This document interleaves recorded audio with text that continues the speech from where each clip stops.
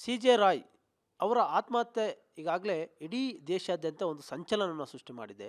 ಒಬ್ಬ ಯಶಸ್ವಿ ಉದ್ಯಮಿ ಹೀಗೆ ಏಕಾಏಕಿ ಆತ್ಮಹತ್ಯೆ ಮಾಡ್ಕೊಂಡಿದ್ದು ಯಾಕೆ ಅನ್ನೋ ದೊಡ್ಡ ಪ್ರಶ್ನೆ ಎಲ್ಲರಲ್ಲೂ ಕಾಡ್ತಾ ಇದೆ. ಉದ್ಯಮೆದಾರರಲ್ಲೂ ಕೂಡ ಕಾಡ್ತಾ ಇದೆ.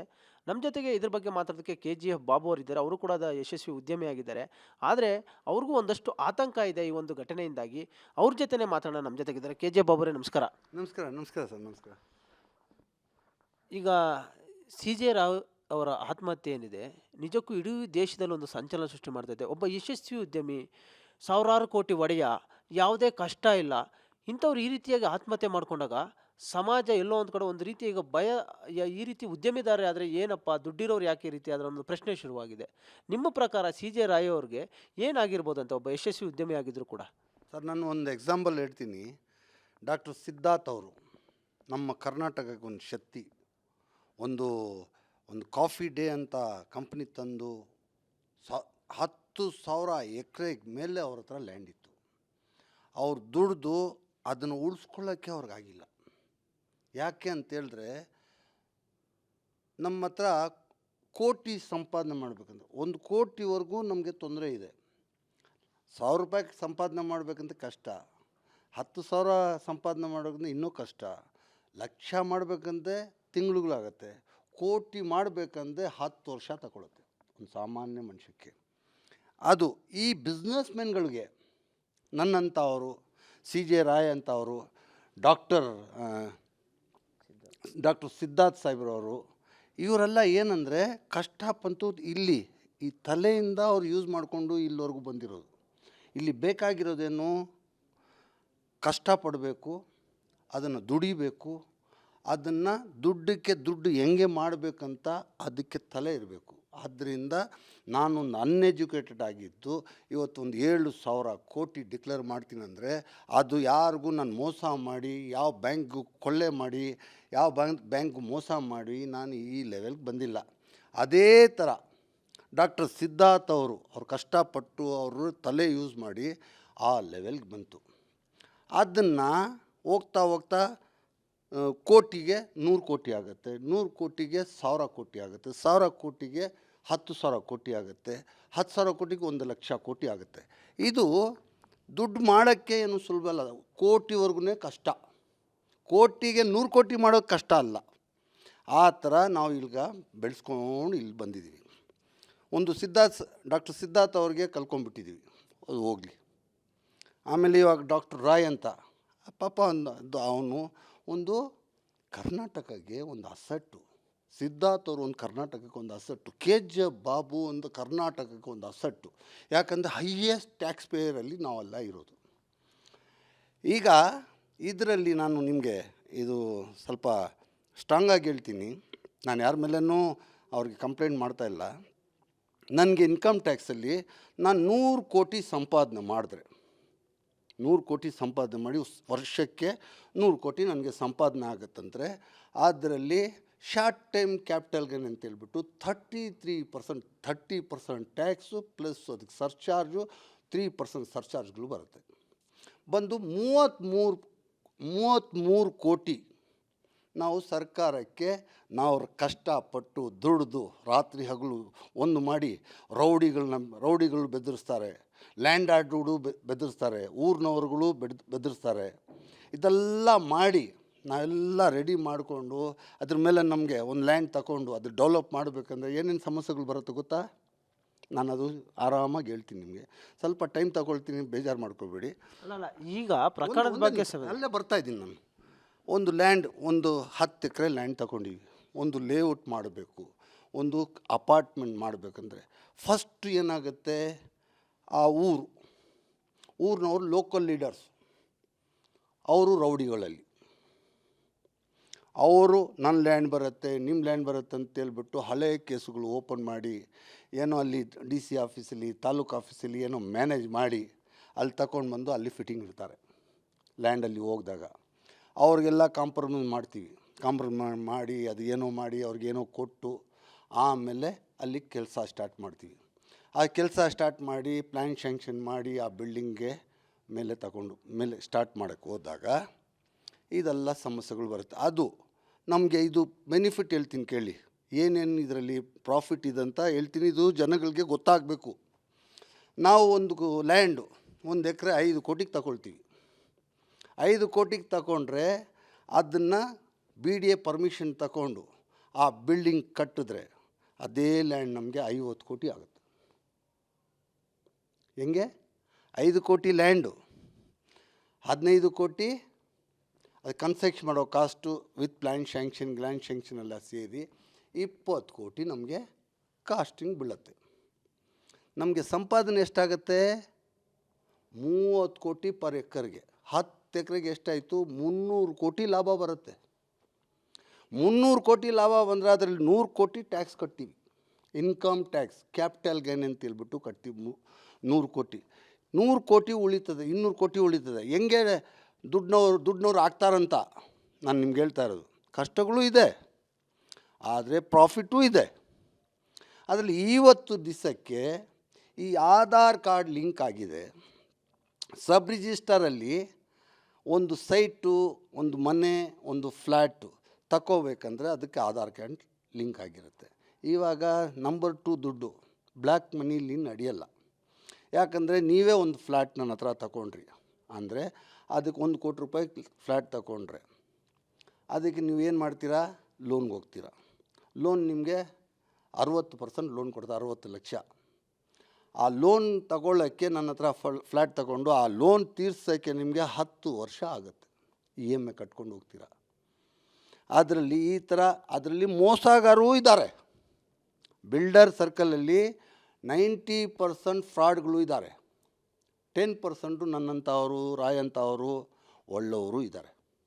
ಒಳ್ಳೆಯವರು ಇರೋದ್ರಿಂದನೇ ಇದು ಇಂಡಿಯಾ ನಡೀತಾ ಇದೆ. ಆದರೆ ನಮಗೆ ಇನ್ಕಮ್ ಟ್ಯಾಕ್ಸ್ ಏನಂದರೆ 1/3 ಪಾರ್ಟ್ನರ್, 2/3 ನಾವು, 1/3 ಇನ್ಕಮ್ ಟ್ಯಾಕ್ಸ್ ಪಾರ್ಟ್ನರ್. ಅವರು ಇದು ಯೋಚನೆ ಮಾಡಲ್ಲ. ಏನು ಅದು ಎಜುಕೇಟೆಡ್ ದಡ್ರು ಅಂತಾರಲ್ಲ, ಎಜುಕೇಟೆಡ್ ದಡ್ರು ಅಂದರೆ ಈ ಇನ್ಕಮ್ ಟ್ಯಾಕ್ಸ್ ಡಿಪಾರ್ಟ್ಮೆಂಟ್. ಹೆಂಗೆ ಅಂದರೆ ಅವರು ನಮ್ಮಂಥ ಅವ್ರಿಗೆ ಉಳಿಸ್ಕೊಂಡ್ರೆ ಸರ್ಕಾರ ನಡೀತದೆ. ಟ್ಯಾಕ್ಸ್ ರೆವೆನ್ಯೂ ಬರುತ್ತೆ. ನಮ್ಮನ್ನು ಉಳಿಸ್ಕೋಬೇಕಲ್ಲ, ನಮ್ಮನ್ನು ಟಾರ್ಚರ್ ಮಾಡಿ, ಬ್ಲ್ಯಾಕ್ ಮೇಲ್ ಮಾಡಿ, ಅದನ್ನ ಇಲ್ದಿರೋದಲ್ಲ ಇದು ಓಪನ್ ಮಾಡಿ ಇವರೆಲ್ಲ ತೊಂದರೆ ಕೊಡ್ತಾರಲ್ಲ, ಇವ್ರಿಗೆ ನ್ಯಾಯನ? ಅಂದರೆ ಇನ್ಕಮ್ ಟ್ಯಾಕ್ಸ್ ಆಫೀಸರ್ಗಳು ನಿಮ್ಗೆ ಟಾರ್ಚರು ಕೊಡ್ತಾರೆ, ತುಂಬ ತೊಂದರೆ ಕೊಡ್ತಾರೆ, ಕಿರುಕುಳ ಕೊಡ್ತಾರೆ. ಯಾವ ರೀತಿ ಕೊಡ್ತಾರೆ? ಈಗ ಬಂದ್ರಿ. ಇವಾಗ ನನಗೆ ಲಾಸ್ಟು ಒಂದು ನೋಟಿಸ್ ಬಂದಿದೆ. ಏನು? ಜೈನ್ ಡೆವಲಪ್ಮೆಂಟ್ಗೆ ಒಂದು ಲ್ಯಾಂಡ್ ಕೊಟ್ಟಿದ್ದೀವಿ. ಅದು ಬೆಲೆ 1,000 ಕೋಟಿ ಲ್ಯಾಂಡು.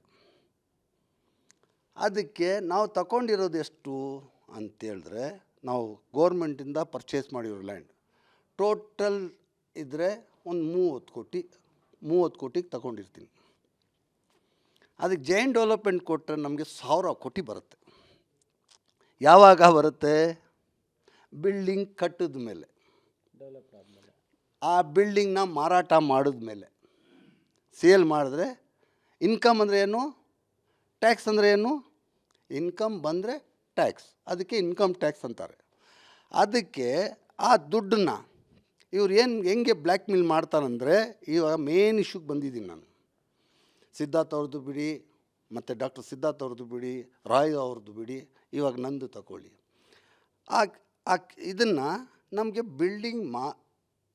ಬಿಲ್ಡಿಂಗ್ ಕಟ್ಟಿ ಮಾರಿದ ಮೇಲೆ ನಮಗೆ 1,000 ಕೋಟಿ ಬರೋದು. 1,000 ಕೋಟಿ ಬಂದರೆ 33% ಟ್ಯಾಕ್ಸು. ಶಾರ್ಟ್ ಟೈಮ್ ಅಂದರೆ 20% ಬರುತ್ತೆ, ಲಾಂಗ್ ಟೈಮ್ ಅಂದರೆ 20% ಬರುತ್ತೆ, ಶಾರ್ಟ್ ಟೈಮ್ ಅಂದರೆ 33% ಬರುತ್ತೆ. ಇವಾಗ ಇವ್ರು ಏನು ಮಾಡ್ತಾರೆ? ಒಂದು ನೋಟಿಸ್ ಇಶ್ಯೂ ಮಾಡ್ತಾರೆ ನನಗೆ. ಏನಂತ?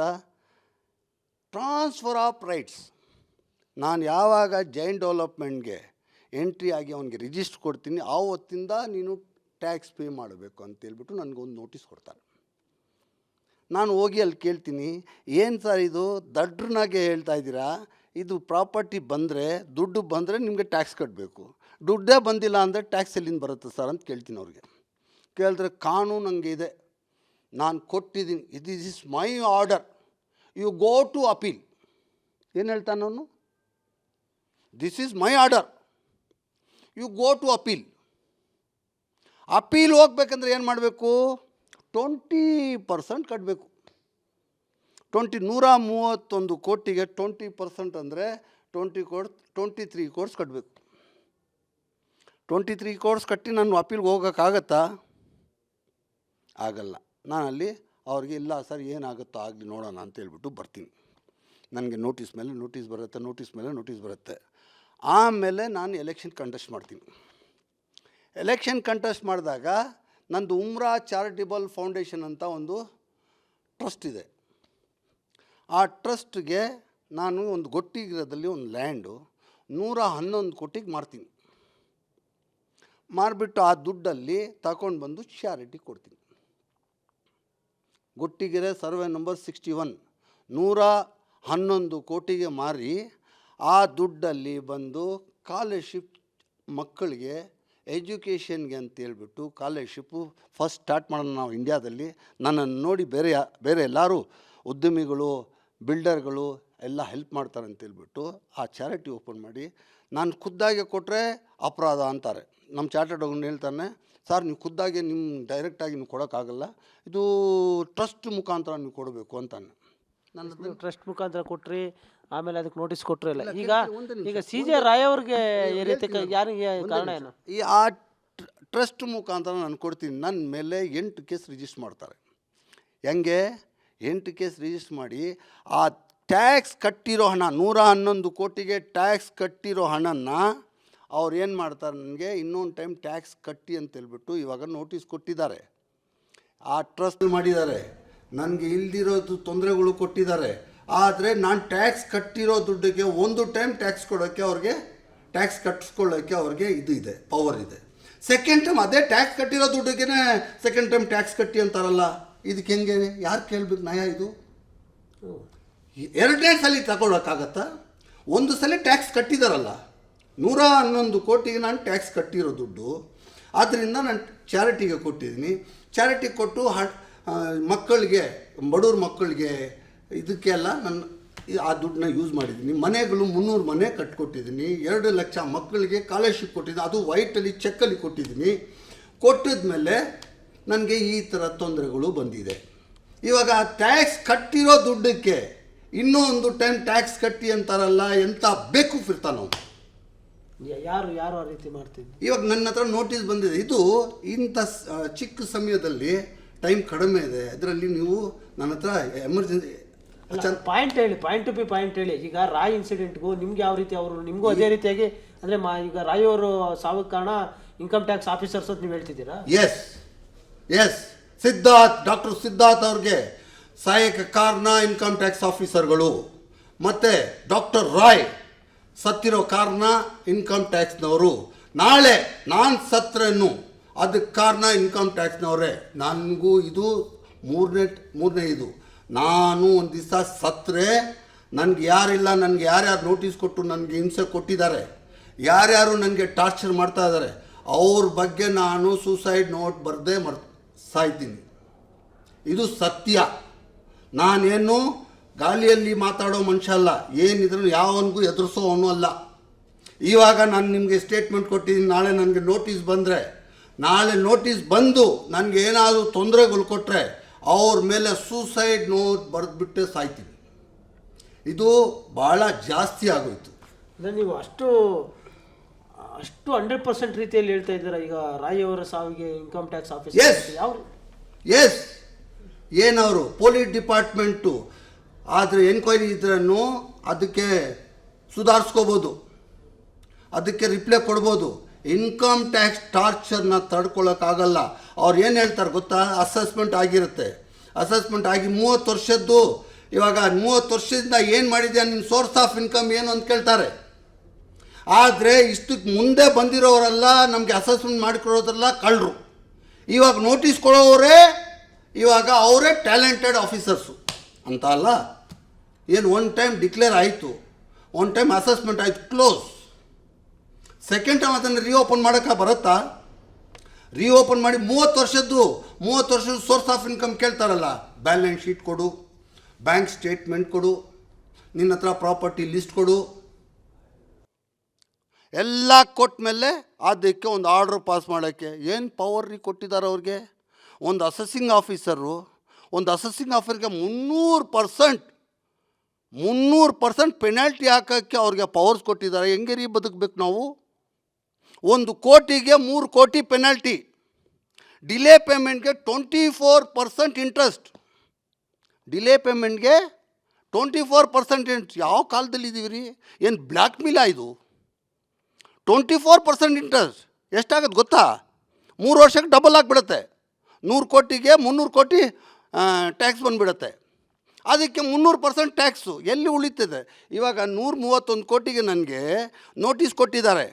ಇವಾಗ ಡಿಲೇ ಪೇಮೆಂಟು ಅದು ಏನಾದರೂ ನನ್ನ ಅಗೇನ್ಸ್ಟ್ ಆದರೆ 500 ಕೋಟಿ ಟ್ಯಾಕ್ಸ್ ಬರುತ್ತೆ. 500 ಕೋಟಿ, 131 ಕೋಟಿಗೆ 500 ಕೋಟಿ ಟ್ಯಾಕ್ಸು ಮತ್ತು ಪೆನಾಲ್ಟಿ ಆದಮೇಲೆ 24% ಇಂಟ್ರೆಸ್ಟು 500 ಕೋಟಿ ಆಗುತ್ತೆ. ಸೂಸೈಡ್ ಮಾಡ್ಕೊಳ್ಳಲ್ಲ ಅಂದರೆ ಎಲ್ಲಿ ಹೋಗ್ತಾನೆ? ಏನು ಕಷ್ಟಪಟ್ಟು ನಾವು ಈ ದೇಶದಲ್ಲಿ ಹುಟ್ಟಿದ್ದೀವಿ ಅಂತ ಹೆಮ್ಮೆ ಪಡ್ತೀವಿ. ಈ ದೇಶದ ಕಾನೂನು ಈ ಥರ ಬೋಗಸ್ ಕಾನೂನು ಮಾಡಿದ್ದಾರೆ. ಅದಕ್ಕೇನು ತಲೆ ಇಲ್ವಾ? ನಾನು ಅನ್ಎಜುಕೇಟೆಡ್ ರೀ, ನನಗಿರೋ ತಲೆನೋ ಅವ್ರಿಗಿಲ್ವಲ್ಲ. ನಿಮಗೆ ಸಾಕೋನು, ನಿಮಗೆ ರೆವೆನ್ಯೂ ಕೊಡೋನು ಯಾರು? ಒಂದು ಉದ್ಯಮಿ, ಒಂದು ಬಿಸ್ನೆಸ್ಮೆನ್ನು. ಅವನಿಗೆ ಉಳಿಸ್ಕೊಳ್ಳೋಕ್ಕೆ ಬಿಟ್ಟು ಅವನಿಗೆ ಟಾರ್ಚರ್ ಮಾಡಿ ಬ್ಲ್ಯಾಕ್ ಮೇಲ್ ಮಾಡ್ತಿರಲ್ಲ. ಇಲ್ಲಿ ಈ ದೇಶದಲ್ಲಿ ಇರಬೇಕಾ ನಾವು? ಹೇಳಿ. ಅದಕ್ಕೆ ಅವನು ರಾಯ್ ಇದ್ದಾನಲ್ಲ, ಇಲ್ಲೊಂದು ಮನೆ, ದುಬೈಯಲ್ಲಿ ಒಂದು ಮನೆ ಇಟ್ಕೊಂಡಿರೋದು ಏನಕ್ಕೆ? ಇಲ್ಲಿ ಇರೋ ದುಡ್ಡನ್ನ ತಗೊಂಡು ಹೋಗೋಕ್ಕೆ. ಏನೇ ಬೆಳೆದ್ರು ಅಷ್ಟು ಇಲ್ಲಿಂದನೇ ಅಲ್ವಾ ಬೆಳೆದಿದ್ದು? ಹಾಗಾದರೆ ಹೌದು ಸರ್. ಇವಾಗ ಏನು ಮಾಡ್ತೀರಿ? ಅದೇ ರಾಯ್ 2 ಕಡೆ ಮನೆ ಇದೆ. ಒಂದು ಇಂಡಿಯಾದಲ್ಲಿ ಇದೆ, ಒಂದು ದುಬೈಯಲ್ಲಿದೆ. ಇಲ್ಲಿಂದ ಏನು ಮಾಡೋದು? ಇಲ್ಲಿ ದುಡ್ಡು ಮಾಡಬೇಕು. ಇದೇ ದುಡ್ಡು ಹವಾಲಾ ಮೂಲಕ ತಗೊಂಡೋಗಿ ಅಲ್ಲಿ ಸೆಟ್ಲ್ ಆಗಬೇಕು. ಅದೇ ಥರ ನಾವು ಮಾಡೋಕ್ಕಾಗತ್ತಾ? ನಾವು ಹುಟ್ಟಿದ್ದು ಇಲ್ಲೇ ಬೆಂಗಳೂರಲ್ಲೇ, ಸಾಯೋದು ಇಲ್ಲೇ. ನಾವು ದೇಶ ಬಿಟ್ಟು ಹೋಗಂಗಿಲ್ವಲ್ಲ. ನಮ್ಮ ರಕ್ತದಲ್ಲಿ ನಮ್ಮ ದೇಶ ಇದೆ, ನಮ್ಮ ರಕ್ತದಲ್ಲಿ ನಮ್ಮ ಇಂಡಿಯಾ ಇದೆ. ಅದರಲ್ಲಿ ಇದು ನೀವು ಯೋಚನೆ ಮಾಡಿ. ಇದು ಸಿಂಪಲಾಗಿ ತಗೋಬೇಡಿ.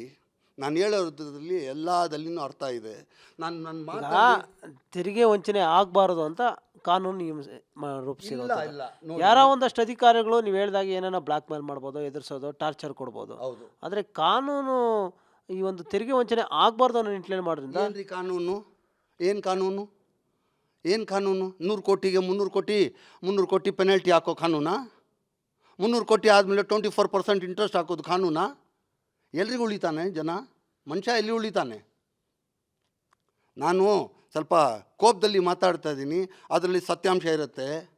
ನಾನಿಲ್ಲಿ ಬೆಳಗ್ಗಿಂದ ರಾತ್ರಿ 11 ಗಂಟೆವರೆಗೂ ಕಷ್ಟಪಡ್ತಾನೆ. ಇದು ನೋಡಿ, ನನ್ನ ಮುಖ ನೋಡಿ. ನಾನು ಇದೆಲ್ಲ ಯಾರಿಗೂ ಟೋಪಿ ಹಾಕಿ ಬ್ಯಾಂಕ್ಗಳಿಗೆ ಮೋಸ ಮಾಡಿ ನಾನು ಮುಂದಕ್ಕೆ ಬಂದಿಲ್ಲ. ಇದೇ ಮಣ್ಣಲ್ಲಿ ಹುಟ್ಟಿರೋನು, ಇದೇ ಮಣ್ಣಲ್ಲಿ ಕೆಲಸ ಮಾಡ್ತಾಯಿದ್ದೀನಿ, ಬಿಲ್ಡಿಂಗ್ ಕಟ್ತಾಯಿದ್ದೀನಿ. ರಾತ್ರಿ ಹಗಲು ಬೆಳಗ್ಗೆ 7 ಗಂಟೆಗೆ ಬರ್ತೀನಿ, ರಾತ್ರಿ 11 ಗಂಟೆಗೆ ಹೋಗ್ತೀನಿ. ನನ್ನ ಬಾಡಿ ನನಗೆ ಎಕ್ಸೆಪ್ಟ್ ಮಾಡ್ತಾಯಿಲ್ಲ. ಇದನ್ನು ಮಾಡಿರೋ ಪಾಪಕ್ಕೆ, ಈ ಪ್ರಾಪರ್ಟಿ ಉಳಿಸ್ಕೊಳ್ಳೋಕ್ಕೆ ನನ್ನ ಮಕ್ಕಳು ಉಳಿಸ್ಕೊಳ್ಳೋಕ್ಕಾಗಲ್ಲ. ಇದು ಯಾಕಂದರೆ ಕಾನೂನು ಹಂಗಿದೆ. ನನ್ನ ಮಕ್ಕಳು ಉಳಿಸ್ಕೊಳ್ಳೋಕ್ಕಾಗಲ್ಲ. ಅದನ್ನು ನಾನು ಸಂಪಾದನೆ ಮಾಡಿರೋ ಪ್ರಾಪರ್ಟಿ ನಾನೇ ಸರಿ ಮಾಡಿ ಹೋಗ್ಬೇಕಂತೇಳ್ಬಿಟ್ಟು ಬೆಳಗ್ಗೆ 7 ಗಂಟೆಗೆ ಬಂದು ರಾತ್ರಿ 11 ಗಂಟೆವರೆಗೂ ಕಷ್ಟಪಡ್ತಾಯಿದ್ದೀನಿ. ನನ್ನ ಮುಖ ನೋಡಿ, ಇದೆಲ್ಲ ಟ್ಯಾನ್. ಇದು ಬಿಸಿಲಲ್ಲಿ ಇದರಲ್ಲಿ ಇದು ಬಂದು ಟ್ಯಾನ್ ಆಗಿರೋದು. ಅದಕ್ಕೆ ಇಲ್ಲಿ ಇಷ್ಟೆಲ್ಲ ಕಷ್ಟಪಟ್ಟು ಅವ್ರಿಗೆ ನಾಚಿಕೆ ಇಲ್ಲ. 1/3 ಪ್ರಾಫಿಟ್ 100 ಕೋಟಿ ಸಂಪಾದನೆ ಮಾಡಿದ 33 ಕೋಟಿ ನಿಮಗೆ ಕಟ್ತಾ ಇದ್ದಿಲ್ಲ. ಅದನ್ನು ಅಂಥವನ್ನ ನೀವು ಈ ಥರ ಟಾರ್ಚರ್ ಕೊಟ್ಟು ಬ್ಲ್ಯಾಕ್ ಮೇಲ್ ಮಾಡ್ತಿರಲ್ಲ, ನಿಮ್ಮ ನ್ಯಾಯನ? ನಿಮಗೇನು ಅದು ಹೇಳ್ದಲ್ಲ, ಎಡ್ಯುಕೇಟೆಡ್ ದಡ್ರು ಅಂದರೆ ಇನ್ಕಮ್ ಟ್ಯಾಕ್ಸ್ನವರು. ನಮ್ಮನ್ನು ಉಳಿಸ್ಕೊಂಡ್ರೆ ನಾನಿದ್ದರೆ ಇವತ್ತು 100 ಕೋಟಿ ಟ್ಯಾಕ್ಸ್ ಕಟ್ತೀನಿ. ಎಕ್ಸಾಂಪಲ್, ನಾಳೆ ನಾನು ಸತ್ತ ಮೇಲೆ ನನ್ನ ಮಗ 10 ಕೋಟಿ ಕಟ್ಟೋಕ್ಕಾಗಲ್ಲ. ಯಾಕಂದರೆ ನನಗಿರೋ ತಲೆ ನನ್ನ ಮಗನಿಗಿರುತ್ತಾ? ಅದೇ ಥರ CJ ರಾಯ್ ಇದ್ದಾರೆ, ಅವ್ರಿಗಿರೋ ತಲೆ ಅವ್ರ ಮಗನಿಗಿದೆಯಾ? ಡಾಕ್ಟರ್ ಸಿದ್ಧಾರ್ಥ್ ಅವರಿದ್ದಾರೆ, ಅವ್ರಿರೋ ತಲೆ ಅವ್ರ ಮಗನಿಗಿರುತ್ತಾ? ಲಕ್ಷದಲ್ಲಿ ಒಬ್ಬನು ಸಿದ್ಧಾರ್ಥ್ ಹುಟ್ಟೋದು, ಲಕ್ಷದಲ್ಲಿ ಒಬ್ಬನು CJ ರಾಯ್ ಹುಟ್ಟೋದು, ಲಕ್ಷದಲ್ಲಿ ಒಬ್ಬನು KGF ಬಾಬು ಹುಟ್ಟೋದು ಇದೇ ಸಾಮಾನ್ಯ ವಿಷಯ ಅಲ್ಲ. 7,000 ಕೋಟಿ ಒಂದು ಮಿಡ್ಲ್ ಕ್ಲಾಸ್ ಫ್ಯಾಮ್ಲಿಯಿಂದ ಬಂದು ಊಟ ಇಲ್ಲ ಅಂತ ಫ್ಯಾಮ್ಲಿಯಿಂದ ಬಂದು ಈ ಲೆವೆಲ್ಗೆ ಬಂದಿದ್ದೀನಿ. ನಮ್ಮ ಕರ್ನಾಟಕದಲ್ಲಿ ಒಂದು ಟಾಪ್ 10 ಒಬ್ಬನು KGF ಬಾಬು ಇದಾನಂದ್ರೆ ಅದನ್ನು ನೋಡಿ ಹೆಮ್ಮೆ ಪಡಬೇಕು, ಅವನ್ನ ಖತಮ್ ಮಾಡಬಾರ್ದು. ಅಂದರೆ ನಿಮ್ಮ ಪ್ರಕಾರ ಈಗ ಇನ್ಕಮ್ ಟ್ಯಾಕ್ಸ್ ಡಿಪಾರ್ಟ್ಮೆಂಟಿಂದ ಉದ್ದಿಮೆದಾರನ ಖತಮ್ ಮಾಡ್ತಾ ಇದೆ. ಇನ್ನೇನು ಸರ್ ಖತಮ್ ಮಾಡ್ತಾರೆ. ಅದು ಎಲ್ಲ ಆಫೀಸರ್ ಮೇಲೆ ನಾನು ಅಲಿಕೇಶನ್ ಮಾಡೋಕ್ಕೆ ಹೋಗಲ್ಲ. ಅದರಲ್ಲಿ 90% ಆಫೀಸರ್ಸು ಒಳ್ಳೆಯವರು ಇರ್ತಾರೆ, 10% ಆಫೀಸರ್ಗಳು ಇಲಿಟೆಡ್, ಈ ಮೋಸಗಾರರು, ಫ್ರಾಡ್ಗಳು ಇರ್ತಾರೆ, ಬ್ಲ್ಯಾಕ್ ಮಿಲ್ಲರ್ಗೂ ಇರ್ತಾರೆ. ಆದರೆ ನಾನು ಹೇಳೋದೇನು, ಇವಾಗ ನಾನು ಇದೆಲ್ಲ ಸ್ಟೇಟ್ಮೆಂಟ್ ಕೊಡ್ತಾ ಇದ್ದೀನಲ್ಲ, ನಾನು ಬೇಕು ಅಂತ ಕೊಡ್ತಾಯಿದ್ದೀನಿ. ನಾನು ಯಾವತ್ತೂ ಸುಳ್ಳು ಹೇಳಿಲ್ಲ, ಯಾವನಿಗೂ ಎದುರಿಸ್ಕೊಂಡಿಲ್ಲ. ಏನಾಗುತ್ತೆ, ನಾನು ಕಷ್ಟಪಟ್ಟು ಸಂಪಾದನೆ ಮಾಡಿದ್ದೀನಿ. ಇವಾಗ ಇಷ್ಟವರೆಗೂ ಸ್ಯಾಕ್ರಿಫೈಸ್ ಮಾಡಿಕೊಂಡು ಕಷ್ಟ ಸುಖ ನೋಡಿಕೊಂಡೇ ಬಂದಿದ್ದೀನಿ. ಇವಾಗ ಇದನ್ನು ಹೋದರೆ ಹೋಗುತ್ತೆ, ಎಲ್ಲ ಪ್ರಾಪರ್ಟಿ ಹೋದರೆ ಪರವಾಗಿಲ್ಲ, ಇಂಥ ಕಳ್ಳರಿಗೆ ಬೀಳಬಾರ್ದು. ಇವಾಗ ಹೆಂಗೆ ಸತ್ತ, ಅವನಿಗೇನು ಕಡಿಮೆ ಇತ್ತು? ಯಾರಿಗೆ? CJ ರಾಯ್ಗೆ ಏನು ಕಡಿಮೆ ಇತ್ತು? ಏನಿದೆ ಅವನಿಗೆ? ಅವ್ನು ಯಾವುದು ಬ್ಲ್ಯಾಕ್ ಮನಿ ಯಾವುದಿದೆ ಅವನ ಹತ್ರ? ಯಾಕೆ ಟಾರ್ಚರ್ ಮಾಡಿದ್ರು? ಅಂದರೆ ಕೇಳಕ್ಕೆ ಯಾರೂ ಇಲ್ವಾ? ನನಗೆ ಏನಾದರೂ ಹೆಚ್ಚು ಕಡಿಮೆ ಆದರೆ ನನ್ನ ವಾರಂಟ್ಗಳಿಗೆ ನನ್ನ ಅಸೆಸಿಂಗ್ ಆಫೀಸರ್ ಯಾರ್ಯಾರಿದ್ದಾರೆ ಎಲ್ಲರಿಗೂ ಜೈಲು ಕಳಿಸ್ಬೇಕಂತ ನಿಮ್ಮ ಹತ್ರ ವಿನಂತಿ ಮಾಡಿ ಕೇಳ್ಕೊಳ್ತಾ ಇದ್ದೀನಿ.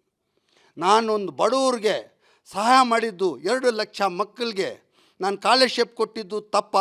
300 ಮನೆ ಕಟ್ಟಿ ಬಡವ್ರಿಗೆ ಮನೆ ಕೊಟ್ಟಿದ್ದು ಇದು ನನ್ನ ತಪ್ಪ? ನನ್ನ ಇಲ್ಲೇ ಮುಗಿಸ್ಬೇಕಂತೇಳ್ಬಿಟ್ಟು ನನ್ನ ಮೇಲೆ 8 ಕೇಸ್ ರಿಜಿಸ್ಟರ್ ಮಾಡ್ತಾರೆ ಸರ್. 8 ಕೇಸ್ ರಿಜಿಸ್ಟರ್ ಮಾಡ್ತಾರೆ. FIRಗಳು 8 ಆಗಿರುತ್ತೆ. ಅದು ಇವತ್ತರೆಗೂ ನಾನಂತೇಳ್ಬಿಟ್ಟು ಬದುಕಿದ್ದೀನಿ. ಬೇರೆ ಯಾರಾದಿದ್ರೆ CJ ರಾಯ್ ಥರ ಅವನು ಆತ್ಮಹತ್ಯೆ ಮಾಡ್ಕೊಂಡು ಹೋಗ್ಬಿಡ್ತಾ ಇದ್ದ. ಅಷ್ಟು ಮಟ್ಟಿಗೆ ಆ ಒಂದು ಎಂಕ್ವೈರಿ ಇರುತ್ತೋ ಅಷ್ಟು ಮಟ್ಟಿಗೆ ಟಾರ್ಚರ್ ಮಾಡ್ತಾರೆ. ಎನ್ಕ್ವೈರಿ ಕಾನೂನು ಅವ್ರು ಮಾಡಿರೋ ಎಲ್ರಿ ಬರುತ್ತೆ. ಈ ಜೈಂಟ್ ಡೆವಲಪ್ಮೆಂಟ್ಗೆ ಕ್ಯಾಪಿಟಲ್ ಗೈನ್ ಅಂತ ಹೇಳ್ಬಿಟ್ಟು ಕ್ಯಾಪಿಟಲ್ ಗೈನ್ ಹೆಸರಲ್ಲಿ ಟ್ರಾನ್ಸ್ಫರ್ ಆಫ್ ರೈಟ್ಸ್ ಅಂತ ಹೇಳ್ಬಿಟ್ಟು 31 ಕೋಟಿ ಟ್ಯಾಕ್ಸ್ ಹಾಕ್ತಾರಂದರೆ ಅವ್ರ ಮನುಷ್ಯರ. ಇದು ನೀವು ಇದನ್ನು ಸರ್ ನಾನು ಹೇಳೋದು, ಅದು CJ ರಾಯ್ದಲ್ಲ, ಇದು ನಿಮ್ದನ್ನು ತಿಳ್ಕೊಳ್ಳಿ, ನಂದನ್ನು ತಿಳ್ಕೊಳ್ಳಿ. ಇದರಲ್ಲಿ ಲಕ್ಷಾಂತರ ಜನ, ಕೋಟ್ಯಾಂತರ ಜನ ಕಷ್ಟಪಟ್ಟು ದುಡಿತಾ ಇದ್ದಾರೆ. ಅವ್ರಿಗೆ ನ್ಯಾಯ ಕೊಡಿ. ಏನು ಸರ್ ಇದು ನ್ಯಾಯನ? ಯಾವುದೋ ಪ್ರಾಪರ್ಟಿ ದುಡ್ಡು ಬಂದರೆ ನೀವು ಟ್ಯಾಕ್ಸ್ ಕೇಳಿಯಪ್ಪ, ದುಡ್ಡೇ ಇಲ್ಲ ಅಂದರೆ ಟ್ಯಾಕ್ಸ್ ಕಟ್ಟಿ ಅಂತ ನೋಟಿಸ್ ಕೊಟ್ಟರೆ ಏನಾಗೋದು? ನಾನು ಎಲ್ಲ ಪೇಪರ್ಸ್ ನಿಮಗೆ ಶೋ ಮಾಡ್ತೀನಿ. ನನಗೇನು ಇವಾಗ ಅದಾದ ಮೇಲೆ ಆ ಅಸೆಸಿಂಗ್ ಆಫೀಸರ್ ಆರ್ಡ್ರ್ ಪಾಸ್ ಮಾಡ್ತಾನೆ. ಆರ್ಡ್ರ್ ಪಾಸ್ ಮಾಡಿದ ಮೇಲೆ ನಮಗೆ ಅಪೀಲ್ ಹೋಗ್ಬೇಕಂದ್ರೆ ಎಲ್ಲಿ ಹೋಗಬೇಕು? CATಗೆ ಹೋಗಬೇಕು. CATಗೆ ಹೋಗ್ಬೇಕಂದ್ರೆ 20% ಆ ಡಿಮ್ಯಾಂಡ್ ಏನಿರುತ್ತೆ, 100 ಕೋಟಿ ಇದ್ದರೆ 100 ಕೋಟಿಗೆ 20% ದುಡ್ಡು ಕಟ್ಬಿಟ್ಟು ಅಪೀಲ್ ಹೋಗಬೇಕು. ಕಾನೂನು ಅವ್ರದ್ದೇ. ಅಲ್ಲಿ ಅಪೀಲ್ ಅಂತಾರಲ್ಲ, ಅದು ಯಾರು? ಅದು ಇನ್ಕಮ್ ಟ್ಯಾಕ್ಸೇ. ತಮ್ಮ ಮಾಡ್ತಾನೆ ಆರ್ಡ್ರು, ಅಣ್ಣನ ಹತ್ರ ಅಪೀಲ್ ಹೋಗಿ ಅಂತಾನೆ. ಅಣ್ಣನ ಹತ್ರ 20% ಕಟ್ಟಿ ಅಪೀಲ್ಗೆ ಹೋದರೆ ಅವನೇನು ಮಾಡ್ತಾನೆ? ಅದು CAT ಆದಮೇಲೆ ಟ್ರಿಬ್ಯುನಲ್ ಅಂತ ಬರುತ್ತೆ. ಒಂದೇ ನಿಮಿಷ ಕಟ್ ಮಾಡಿಬಿಡಿ. ಆ ಟ್ರಿಬ್ಯುನಲ್ಗೆ ಅದು ಯಾರು? ಅದು ಇನ್ಕಮ್ ಟ್ಯಾಕ್ಸೇ.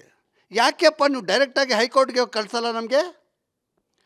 ಅದು ಹೈಕೋರ್ಟಲ್ಲಿ premature go to CAT ಆದಮೇಲೆ ಟ್ರಿಬ್ಯುನಲ್ ಆದಮೇಲೆ ಹೈಕೋರ್ಟ್ಗೆ ಹೋಗಬೇಕು. ಹೈಕೋರ್ಟಲ್ಲೇ ನಮಗೆ ನ್ಯಾಯ ಸಿಗೋದು. ಅಲ್ಲಿ ಏನು ಸರ್ಕಾರ, ಅದು ಸ್ಟೇಟ್ ಗೌರ್ಮೆಂಟ್, ಇದು ಸೆಂಟ್ರಲ್ ಗೌರ್ಮೆಂಟ್. ಅಲ್ಲಿ ಯಾಕೆ ಕಳಿಸಲ್ಲ ನಮಗೆ? ಇದು ಹೇಳಿ ನೀವು. ಇವಾಗ ನೀವು ಹೇಳಿ, ದಯವಿಟ್ಟು ಹೇಳಿ ನನಗೆ. ಡೈರೆಕ್ಟಾಗೆ ನಾನು ಅಲಿಕೇಶನ್ ಇನ್ಕಮ್ ಟ್ಯಾಕ್ಸ್ ಮೇಲೆ ಮಾಡ್ತಾಯಿದ್ದೀನಿ. ಇನ್ಕಮ್ ಟ್ಯಾಕ್ಸ್ ಮೇಲೆ ಮಾಡಿದ್ರೆ ಎಲ್ಲಿ ಹೋಗಬೇಕು? ಕೇಸ್ ಎಲ್ಲಿ ಫೈಲ್ ಮಾಡಬೇಕು? ಎಲ್ಲಿ ಮಾಡಬೇಕು ಸರ್? ನಿಮಗೆ ನಾಲೆಜ್ ಇದೆ ಹೇಳಿ. ಡೈರೆಕ್ಟ್ ಕೋರ್ಟ್ಗೆ ಹೋಗಂಗಿಲ್ಲ, ಡೈರೆಕ್ಟ್ ಹೈಕೋರ್ಟ್ಗೆ ಯಾಕೆ ಕಳಿಸ್ತಲ್ಲ? CATಗೆ ಹೋಗಿ. CATಗೆ ಹೋಗಬೇಕು. CAT ಆ ಅಪೀಲ್ ಮುಗಿದ ಮೇಲೆ ತಿರ್ಗಾ ಟ್ರಿಬ್ಯುನಲ್ ಬರಬೇಕು. ಅದು ಇನ್ಕಮ್ ಟ್ಯಾಕ್ಸೇ. CATನೂ ಇನ್ಕಮ್ ಟ್ಯಾಕ್ಸೇ, ಟ್ರಿಬ್ಯುನಲ್ಲು ಇನ್ಕಮ್ ಟ್ಯಾಕ್ಸೇ. ಯಾಕೆಪ್ಪ ನಮಗೆ ಅವಕಾಶ ಕೊಡಲ್ಲ? ಡೈರೆಕ್ಟಾಗಿ ನಾವು ಹೋಗಿ ನಮ್ಮ ಕಷ್ಟ ಸುಖ ನಮ್ಮ ಹೈಕೋರ್ಟಲ್ಲಿ ಹೇಳ್ಕೊಳ್ತೀವಿ. ತಮ್ಮ ಆರ್ಡ್ರ್ ಮಾಡ್ತಾನೆ, ಏನು ಡಿಮ್ಯಾಂಡ್ 131 ಕೋಟಿ. ಆ 131 ಕೋಟಿಗೆ ಅಣ್ಣನ ಹತ್ರ ಹೋಗಬೇಕು. ಅಣ್ಣನ ಹತ್ರ ಹೋದರೆ ಯಾರು ಅನ್ಕೊಂಡು ಅಣ್ಣ CAT ಅಣ್ಣ ಹತ್ರ ಅಣ್ಣ ಆರ್ಡ್ರ್ ಪಾಸ್ ಮಾಡಿ ಅದು ಕರೆಕ್ಟ್ ಮಾಡಿರೋದು ಕರೆಕ್ಟ್ ಅಂತ ಅವ್ರು ಕೊಟ್ಟರೆ ತಿರ್ಗಾ ತಂದೆ ಹತ್ರ ಹೋಗಬೇಕು. ತಂದೆ ಯಾರು? ಇಲ್ಲ, ಯಾರು? ಟ್ರಿಬ್ಯುನಲಲ್ಲಿ ಹೋಗಿ ಅಲ್ಲಿ ಸೆಟ್ ಮಾಡ್ತಾರೆ. ಆಮೇಲೆ ನಮಗೆ ಹೈಕೋರ್ಟ್ಗೆ ಹೋಗಬೇಕು. ಹೈಕೋರ್ಟ್ಗೆ ಹೋಗೋವರೆಗೂ ಇಲ್ಲಿ ನಮ್ಮ ಅರ್ಧ ಸತ್ತೋಗ್ಬಿಡ್ತೀವಿ ನಾವು. ಒಂದೇ ನಿಮಿಷ, ನೀವು ಪೂರ್ತಿ ಮಾಡಿಲ್ಲ ನಾನು. ಅರ್ಧ ಸತ್ತೋಗ್ಬಿಡ್ತೀವಿ ಅಂದರೆ ಹೆಂಗೆ? CATಯಲ್ಲಿ ಫಸ್ಟು ಅಸೆಸಿಂಗ್ ಆಫೀಸರ್, ಆಮೇಲೆ CAT, ಆಮೇಲೆ ಟ್ರಿಬ್ಯುನಲ್ ಹೋಗೋವರೆಗೂ ನಮಗೆ 3 ವರ್ಷ 4 ವರ್ಷ 5 ವರ್ಷ ಹೋಗ್ಬಿಡತ್ತಲ್ಲಿ. ಟಯರ್ಡ್ ಆಗಿಬಿಡ್ತೀವಿ. ಆಮೇಲೆ ನಮ್ಗೆ ಅವಕಾಶ ಸಿಗತ್ತೇನು?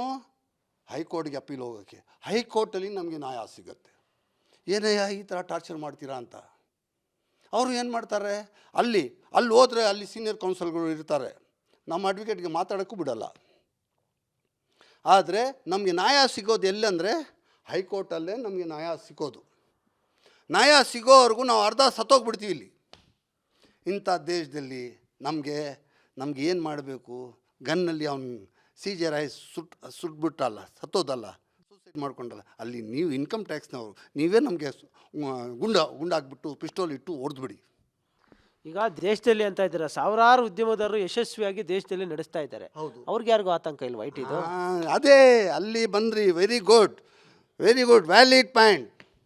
ದೇಶದಲ್ಲಿ 90% ಉದ್ಯಮಿಗಳು, ಬಿಸ್ನೆಸ್ ಮೆನ್ಗಳು ಬ್ಯಾಂಕಿಂದ ಲೋನ್ ತಗೊಂಡಿರ್ತಾನೆ. ಅವನಿಗೇನು ಇವಾಗ ಅದಾನಿ ಅಂಬಾನಿ ಇದ್ದಾರೆ, ಅವ್ರಿಗೆ 1 ಲಕ್ಷ ಕೋಟಿ ಲೋನ್ ತಗೊಳ್ತಾರೆ. ಅವ್ರಿಗೆ ಲ್ಯಾಂಡು ಫ್ರೀ ಕೊಡ್ತಾರೆ, ಲ್ಯಾಂಡು ಅಲಾಟ್ಮೆಂಟ್ ಮಾಡ್ತಾರೆ ಸರ್ಕಾರದಿಂದ. ಅಲಾಟ್ಮೆಂಟ್ ಆಗಿ ಅವರು ಅದರಲ್ಲಿ ಇಂಡಸ್ಟ್ರಿ ನಡೆಸ್ತಾರೆ. ಅದರಲ್ಲಿ ಸಬ್ಸಿಡಿ 30% ಸಬ್ಸಿಡಿ ಸಿಗುತ್ತೆ. 30% ಸಬ್ಸಿಡಿ ಸಿಕ್ಕಿದ ಮೇಲೆ ಅದ್ರ ಮೇಲೆ 1 ಲಕ್ಷ ಕೋಟಿ, ಎಕ್ಸಾಂಪಲ್ 10 ಲಕ್ಷ ಕೋಟಿ ಸಾಲ ತಗೊಳ್ತಾರೆ. ಅದಕ್ಕೆ ವರ್ಷಕ್ಕೆ 5,000 ಕೋಟಿ ಪ್ರಾಫಿಟ್ ಸಿಗತ್ತೆ. ಅದರಲ್ಲಿ ಅವ್ನು ಕೆಲಸ ಏನು ಮಾಡ್ತಾನೆ? 5,000 ಕೋಟಿ ಅವನಿಗೆ ಒಂದು ಚಾರ್ಟರ್ಡ್ ಅಕೌಂಟು, ಒಂದು ಆಡಿಟರು, ಒಂದು ಚಾರ್ಟರ್ಡ್ ಅಕೌಂಟೆಂಟು ಅವನೇನು ಮಾಡ್ತಾನೆ? ಕಳ್ತನ ಹೆಂಗೆ ಮಾಡಬೇಕು ಅಂತ ಕಲ್ತ್ಕೊಡ್ತಾನೆ. ಕಲ್ತ್ಕೊಟ್ಟು ಒಂದು ಬ್ಯಾಲೆನ್ಸ್ ಶೀಟ್ ಮಾಡ್ತಾನೆ, ಒಂದು ಸ್ಟೇಟ್ಮೆಂಟ್ ಮಾಡ್ತಾನೆ, ಖರ್ಚುಗಳು ತೋರಿಸ್ತಾರೆ. ಆ ಖರ್ಚುಗಳು ಅವನು ಜೆಟ್ಟಲ್ಲಿ ಬರ್ತಾನೆ, ಪ್ರೈವೇಟ್ ಜೆಟ್ಟಲ್ಲಿ ಬರ್ತಾನೆ. ಅದು ಯಾರು ದುಡ್ಡು? ಅದಾನಿ ಅಂಬಾನಿ ಪ್ರೈವೇಟ್ ಜೆಟ್ಟಲ್ಲಿ ಡೆಲ್ಲಿಯಿಂದ ಬೆಂಗಳೂರು ಬರ್ತಾನೆ. ಯಾರು ದುಡ್ಡು? ಪಬ್ಲಿಕ್ ದುಡ್ಡು. ಅವನು ಖರ್ಚು ತೋರಿಸ್ತಾನೆ. ನಾವು ತೋರ್ಸೋಕ್ಕಾಗತ್ತಾ? ನನಗೆ ಲೋನ್ ಇಲ್ಲಪ್ಪ, ನನಗೆ ಯಾವುದೇ 1 ರೂಪಾಯಿ ಲೋನ್ ಇಲ್ಲಪ್ಪ, ಯಾರಿಗೂ ಸಾಲ ಇಲ್ಲಪ್ಪ ನಾನು.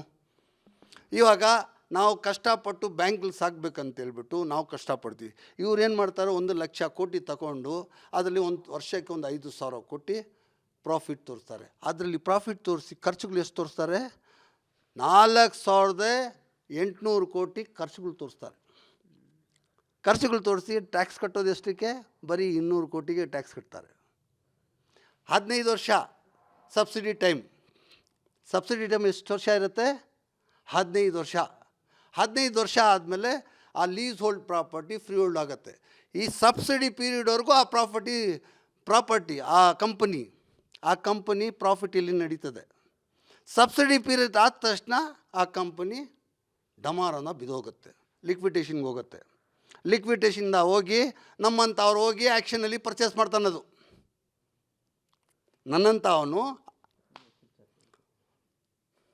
ನನ್ನಂಥವನು ಹೋಗಿ ಆ ಪ್ರಾಪರ್ಟಿನ ಪರ್ಚೇಸ್ ಮಾಡ್ತಾನೆ ಪಬ್ಲಿಕ್ ಆ್ಯಕ್ಷನಲ್ಲಿ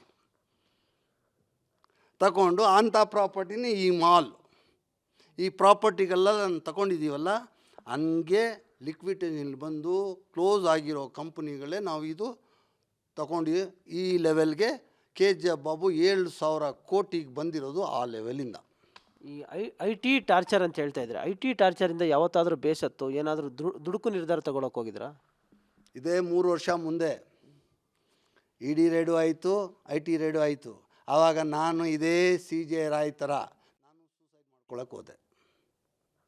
ಸೂಸೈಡ್ ಮಾಡ್ಕೊಂಡು ಹೋಗಿ ನನ್ನ ಮಕ್ಕಳು, ನನ್ನ ಮಕ್ಕಳು ಇದ್ದಾರೆ. ಒಬ್ಬನು 10 ವರ್ಷ, ಇನ್ನೊಬ್ಬನು 9 ವರ್ಷ, ಇನ್ನೊಬ್ಬನು 8 ವರ್ಷ.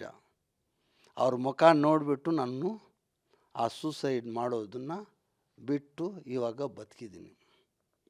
ಅಂದರೆ ಎಷ್ಟು ನೋವಿದೆ. ನೀವು ತಿಳ್ಕೊಂಡಿದ್ದೀರಾ, ಕೋಟ್ಯಾಂತರ ರೂಪಾಯಿ KJ ಬಾಬು ಇಟ್ಕೊಂಡಿದ್ದಾನೆ, ಭಾಳ ಸುಖವಾಗಿದ್ದಾನೆ, ಭಾಳ ಸಂತೋಷವಾಗಿದ್ದಾನೆ. ಇಲ್ಲ, ರಾತ್ರಿ ನಾನು ಮಲಗೋದೆ 3 ಗಂಟೆ 4 ಗಂಟೆ, ಎದ್ದೇಳೋದು 7 ಗಂಟೆ.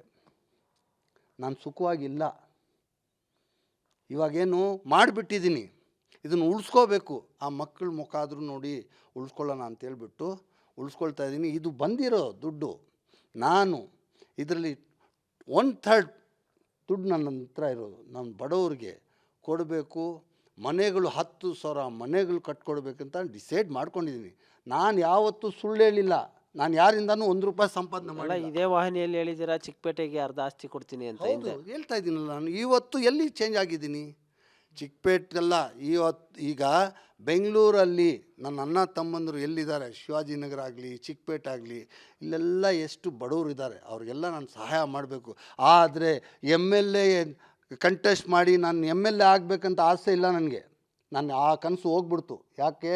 ಯಾವತ್ತು ನನಗೆ ನಮ್ಮ ಜೊತೆಗಿರೋರು ಮೋಸ ಮಾಡಿದ್ರು ಆವತ್ತೇ ನಾನು ಮರ್ತೋಗ್ಬಿಟ್ಟೆ. ಇವಾಗ ನಾನೇನು ಸಾಯಕ್ಕೆ ಮುಂದೆ ಏನಾದರೂ ಒಂದು ಒಳ್ಳೆ ಕಾರ್ಯ ಮಾಡಿ, ನನ್ನ ಹೆಸರು KJ ಬಾಬು ಅಂತ ಸತ್ರೇನು ನನ್ನ ಸ್ಟ್ಯಾಚ್ಯೂ ಇಟ್ಕೊಂಡು ಪೂಜೆ ಮಾಡಬೇಕು ಅಂತ ಒಂದು ಕೆಲಸ ಮಾಡಿಬಿಟ್ಟು ನಾನು ಹೋಗ್ಬೇಕಂತ ಹೇಳ್ಬಿಟ್ಟು ಡಿಸೈಡ್ ಮಾಡಿದ್ದೀನಿ. ಅಷ್ಟವರೆಗೂ ನನಗೆ ಸ್ವಲ್ಪ ಅವಕಾಶ ಕೊಡಿ. ನಾನು ಒಂದು 10,000 ಮನೆ ಕಟ್ಕೊಡ್ತಾಯಿದ್ದೀನಿ. ಅದಕ್ಕೆ DCಗೂ ಲೆಟ್ರ್ ಕೊಟ್ಟಿದ್ದೀನಿ, ಕಮಿಷ್ನರ್ಗೂ BBMP ಕಮಿಷ್ನರ್ಗೂ ಲೆಟ್ರ್ ಕೊಟ್ಟಿದ್ದೀನಿ, ಪೊಲೀಸ್ ಕಮಿಷ್ನರ್ಗೂ ಲೆಟ್ರ್ ಕೊಟ್ಟಿದ್ದೀನಿ. ಇದೆಲ್ಲ ನಾನು ಸುಳ್ಳು ಹೇಳ್ತಾ ಇಲ್ಲ, ಏನು ಡ್ರಾಮಾ ಮಾಡ್ತಾಯಿಲ್ಲ. ನನಗೆ ಡ್ರಾಮಾ ಸುಳ್ಳು ನನಗೆ ಬರಲ್ಲ.